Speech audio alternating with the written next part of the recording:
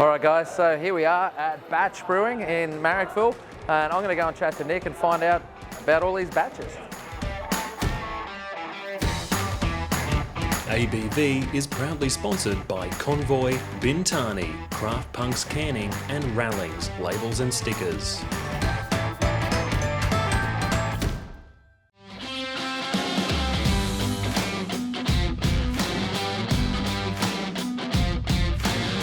Nick, thanks for having me here. Yeah, thanks for coming. Yeah, pleasure. Talk us through your system. So I've worked with a Premier system before, but what have you got? What size is it? What does it do? Is it? It's actually the only system I've worked on before, aside from our small pilot batch that we used to have up in Petersham. Both Premier, so yeah, a bit of a privilege to have only worked on them. Nice. It's just 2 vessels, just mash and lauter tun and boil kettle. Yep. HLT and CLT up the back there. Yep. I think the spec is that it's a 12 hec brew house. Probably get a good 13 hec out of it most of the time. Push it any more than that and you get big messy boilovers. Just not worth pushing it. It's a pretty simple system. It's well designed. I actually know I have done a little bit of work on another brew house before. And it made me realise how well designed this thing is, just from small stuff like the kettle not draining properly on that thing made me realise how good it is to have stuff like that work well. Good, efficient heat exchange. Quite a few valves going on, hey, like it fully reminds you that you're actually doing the brewing. And transfer and everything, and have to know what's going where. And I actually like that about just manual valves, is that you can see when they're on and when they're off. I've actually there's a few solenoids on this kit that have burnt out recently, and I've spent a bunch of time trying to troubleshoot what was actually wrong with them. I'm definitely not a sparky. And half the time if I can, I'll actually just not even bother with the solenoid anymore. So I'm kind of just replacing a lot of those with manual valves. I mean, it's not like one of those huge brew houses where you're running from one side to the other. It's all right here. So I prefer the manual ones. They're way easier to replace and they tend to last longer. Yeah. And then how many fermenters you got?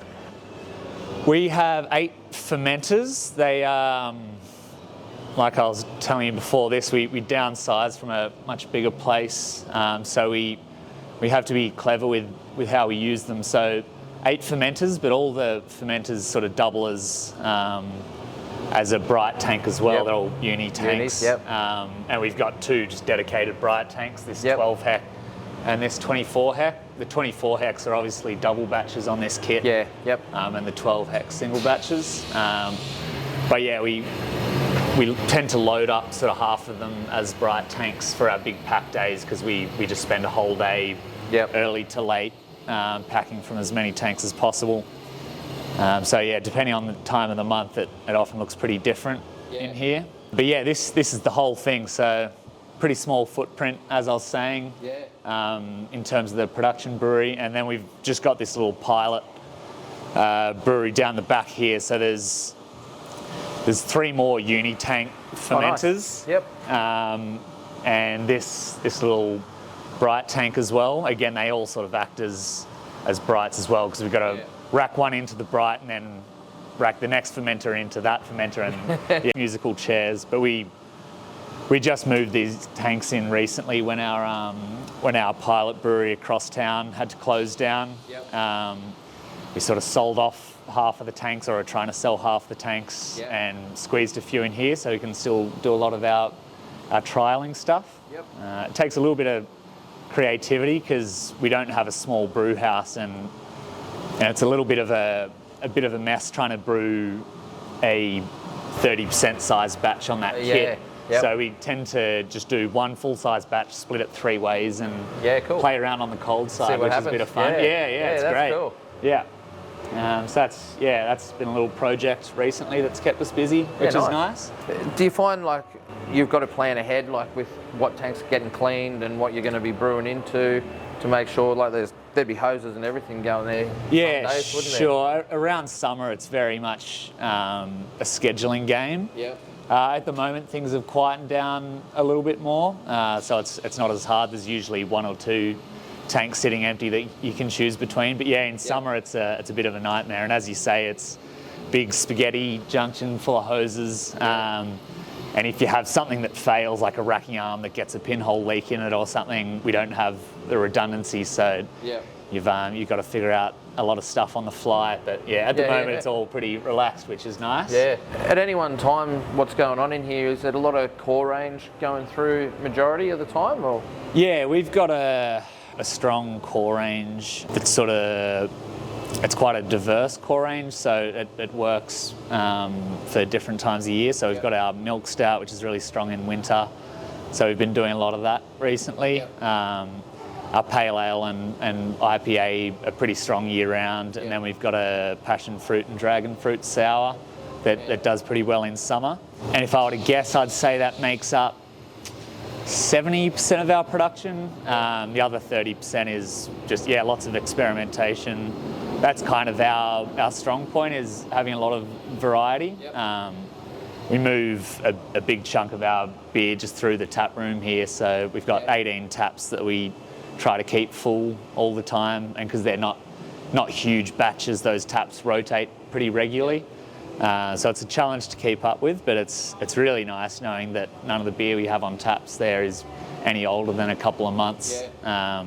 As hard as we try to get good shelf life out of our beer when you're using massive hop rates and brewing without all the fancy tech of a big brewery, it's best just to keep stuff fresh and turning over regularly, we find. Do you wholesale much of your beer out at all, or? We have. It's been up and down, as I'm sure is the story for everyone over the last few years. Like everyone, we're trying to put more through our tap room, but the wholesaling's it's a necessity for sure if you want to move enough volume to keep a viable business. But we've sort of been working with different models of that over the last few years. We're just going through a bit of a transition at the moment.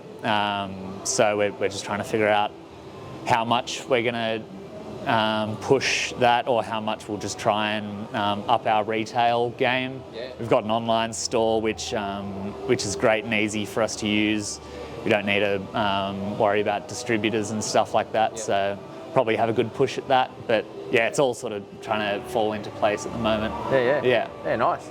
I noticed you use Voyage malt quite a lot. Is that by choice? Yeah, big time. So we've always had a good relationship with them going back before I started here. I think when Chris and Andrew were starting the brewery, they'd been in talks with the guys at Voyager, and at one point they actually had an agreement we had a lot down at the farm in Greenwood that was specifically for batch base malt for our schooner pale organic malt. And we've just tried to keep that relationship strong over the last few years. I've actually made a concerted effort to try and swing more back in that direction. We've always sort of mixed in a lot of sort of high quality international malts, but the more time goes on, the more we realise we want to sort of stick local, and their offerings are always evolving as well. They're bringing out a new specialty malt all the time, so loving using their malts at the moment. Nice. Mate, what do you reckon about we maybe grab a beer and sounds good. Lunchtime Friday sounds good to me.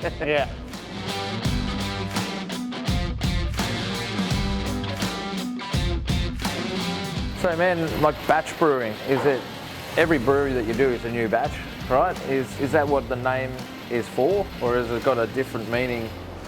No, that's where the name came from. According to Andrew, it was long before my time, but yeah, the idea is that each batch is unique. We brew plenty of limited releases, and we like to keep things sort of moving and interesting. How long have you been brewing yourself? Like, have you only worked here?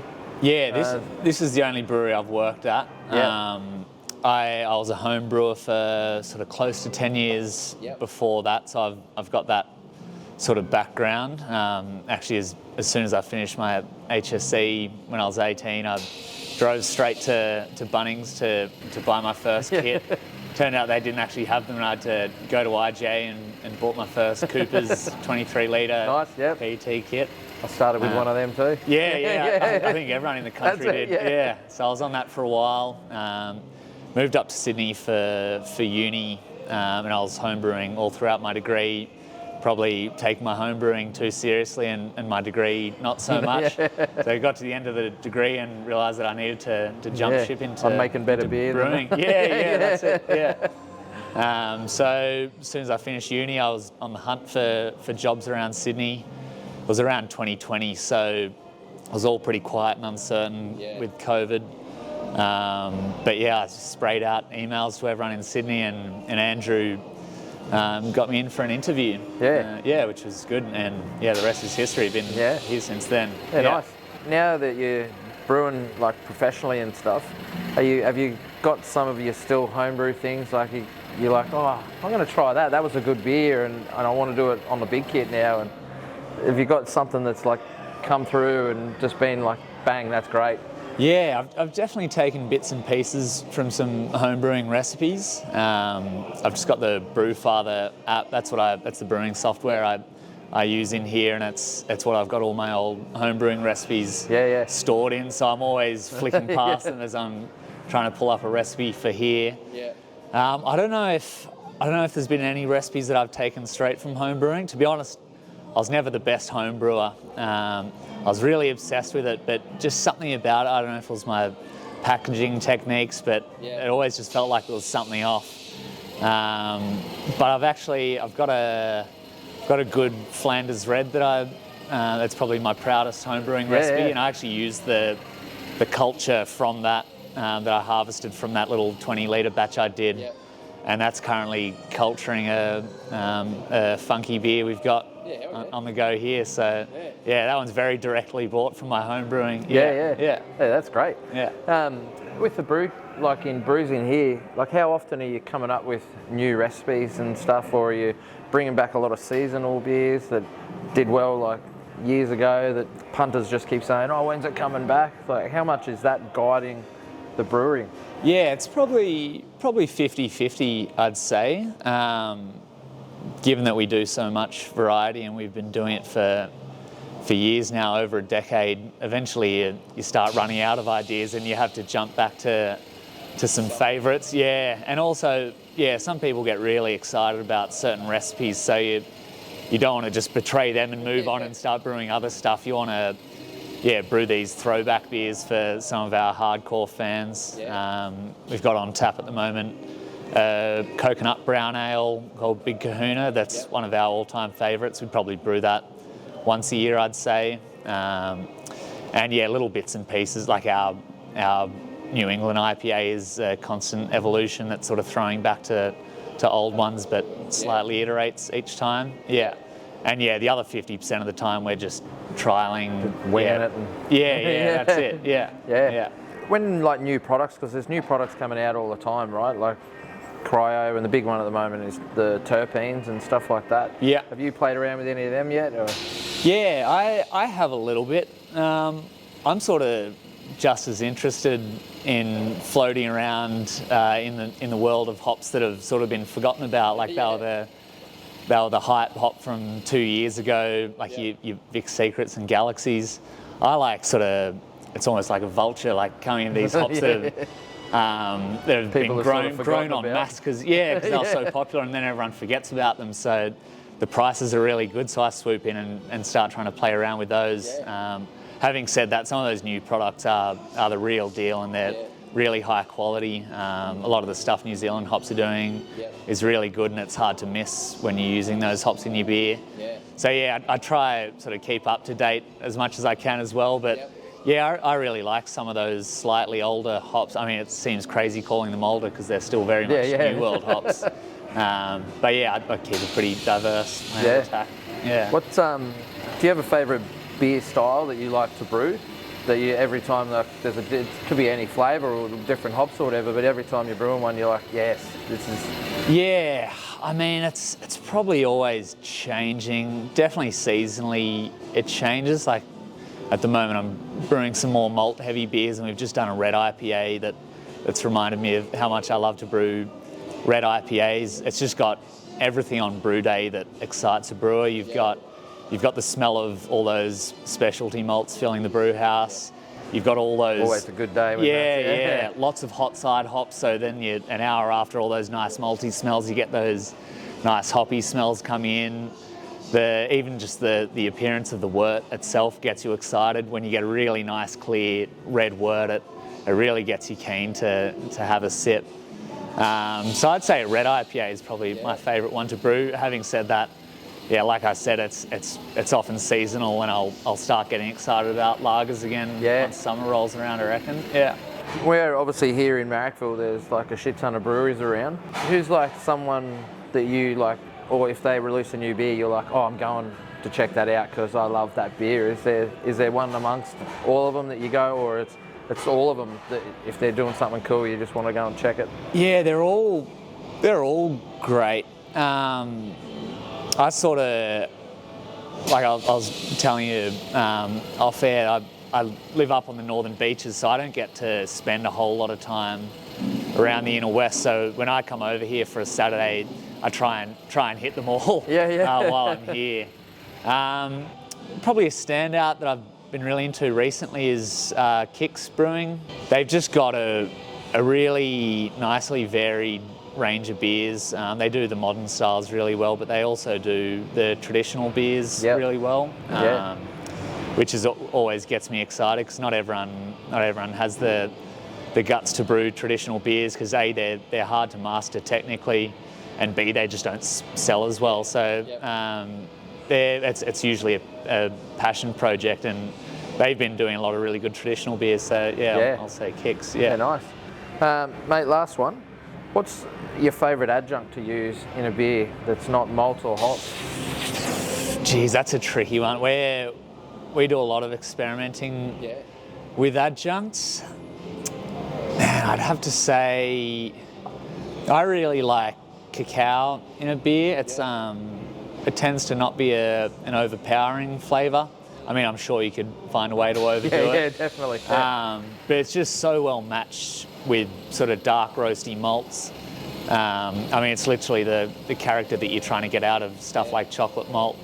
And for the same reason, coffee I find extracts really well and just really marries up with different flavours in dark beers well. Whereas you do find a lot of the times we'll play with fruits and it just doesn't work out. And you think in your head it should, like say using citrus. I have a hard time getting citrus to work in beers, and you think a citrus beer with citrusy hops that should work, and often I just don't find it hits the mark. Some of those darker roasty kind of adjuncts I think work best. Mate, that's awesome.